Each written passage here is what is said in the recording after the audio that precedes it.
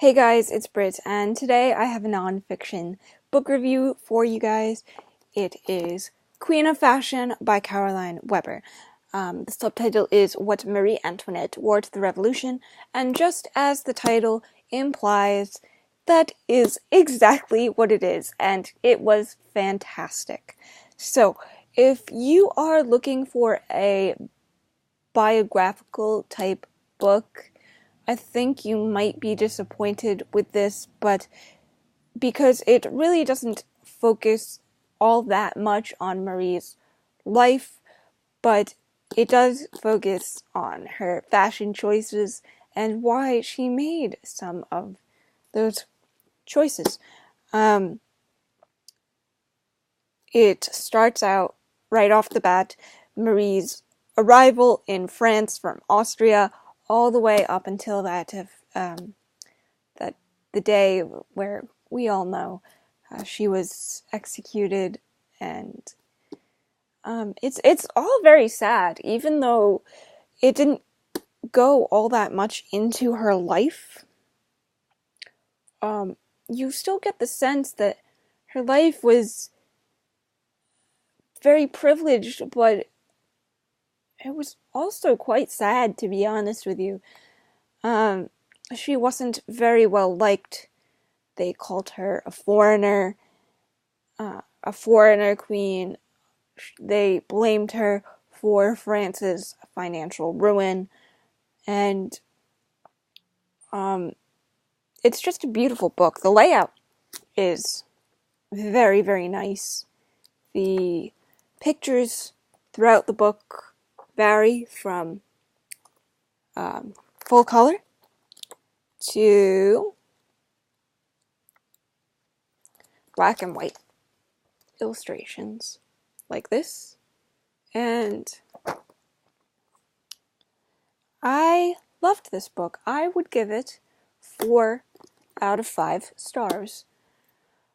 Caroline actually did if you Google her, you can find some videos of her talking about her book. It's kind of like a book tour thing, and some of her struggles. I will link that video up here so you guys can watch it if you would like, but I really, really loved this book. I picked it up because I needed to know more about Marie Antoinette's fashion because of my current work in progress. My main character really, really admires Marie, and so she wants to reflect that in her fashion choices, despite it being Victorian London.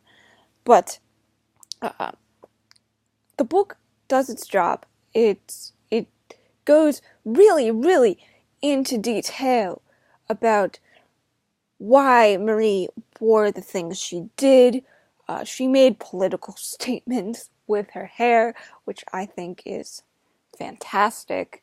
And let me read some quotes. That there was one quote that I wanted to share. If I can get to the tab. There we go. Okay, so on page 119. After Marie Antoinette had finished with these minor items, members of her staff either appropriated them for their own use or sold them to supplement their earnings. Generally, if Marie Antoinette had worn a gown once, she did not wear it again. This was actually used against her because people thought that her extravagant spending was the financial ruin of France. And I think that's fairly unfair. Marie was a foreigner, but I don't think she was responsible for the financial ruin. I think she had a little bit more of an awareness of the people suffering than history gives her credit for. And she didn't deserve to die the way she did. And if you are interested in her fashion choices, this is probably the best book that you can possibly pick up. It actually cleared up a lot of misconceptions that I had, that I was taught in school, that were actually wrong. I never knew that Marie was not the inventor of the poof, and I also didn't know that she had worn her mourning clothes after her husband Louis's execution.